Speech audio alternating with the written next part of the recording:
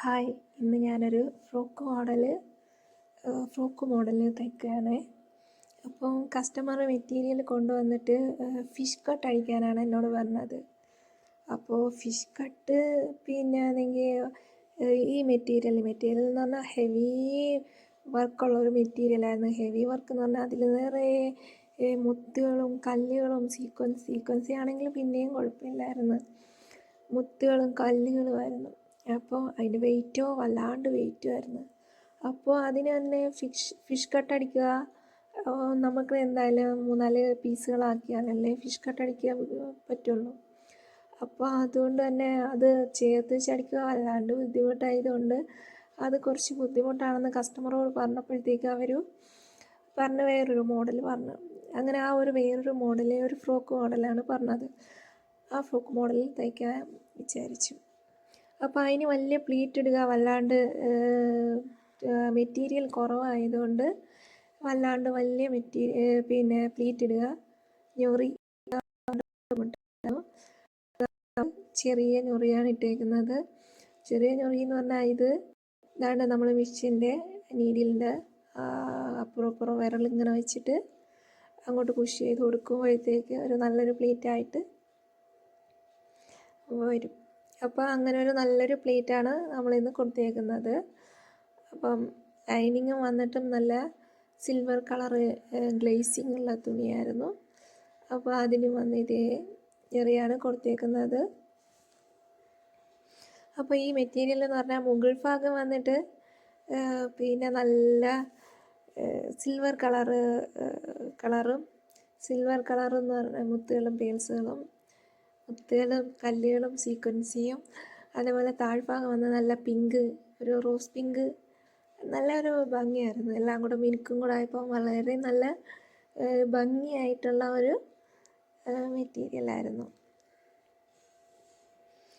പിന്നെ അങ്ങനെ ലൈനിങ്ങും അതേപോലെ ഞൊറി വെച്ച് രണ്ടും കൂടെ ജോയിൻ ചെയ്ത് തയ്ച്ചു. അപ്പോൾ മുകൾ ഭാഗം സ്റ്റിച്ച് ചെയ്യുക അവർ വി കഴുത്താണ് പറഞ്ഞത്, വി നെക്കാണ് പറഞ്ഞത്. മുകൾ ഭാഗം, ഫ്രണ്ട് ഭാഗം വി നെക്കും, ബാക്ക് ഭാഗം വന്നിട്ട് യു നെക്കും. അപ്പോൾ മുകൾ ഭാഗത്ത് ടോപ്പ് ഭാഗത്ത് വന്ന് സീക്വൻസിയോ വല്ല വർക്കുകളോ ഒന്നും ഇല്ലാത്ത ഒരു പ്ലെയിൻ നെറ്റായിരുന്നു. അതിൻ്റെ കൂടെ ലൈനിങ്ങും.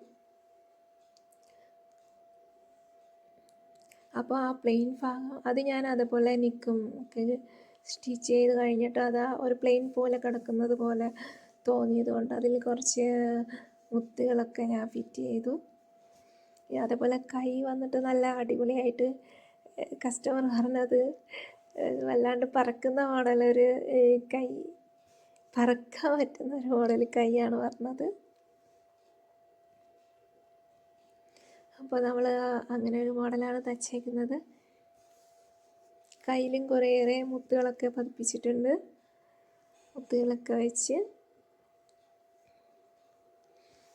ഇങ്ങനെ. പിന്നെ ഒരു ബാക്ക് ഭാഗം വന്നിട്ട് യു നെക്കാണ്.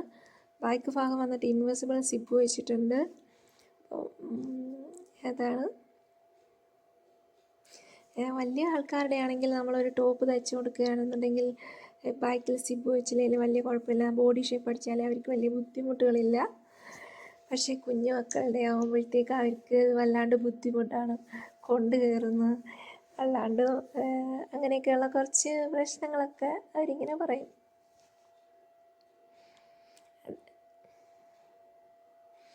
അതൊഴിവാക്കാൻ വേണ്ടി സിബ് വെച്ച്, പിന്നെ കുറച്ച് വണ്ണമായാലും ലൂസായി കിടന്നാലും വലിയ കുഴപ്പം വരുന്നില്ല. കാരണം അവർക്ക് ബാക്കിൽ പിടിച്ച് സിബും ഇട്ട് വള്ളി പിടിച്ച് കെട്ടുമ്പോഴത്തേക്കും നല്ല ടൈറ്റായിട്ട് തന്നെ ഇരിക്കും. അങ്ങനെ ഈ മോഡലായി. നല്ല മോഡലായിരുന്നു, കസ്റ്റമർക്ക് ഇഷ്ടപ്പെട്ടു. ഓക്കെ, കുഴപ്പമില്ല.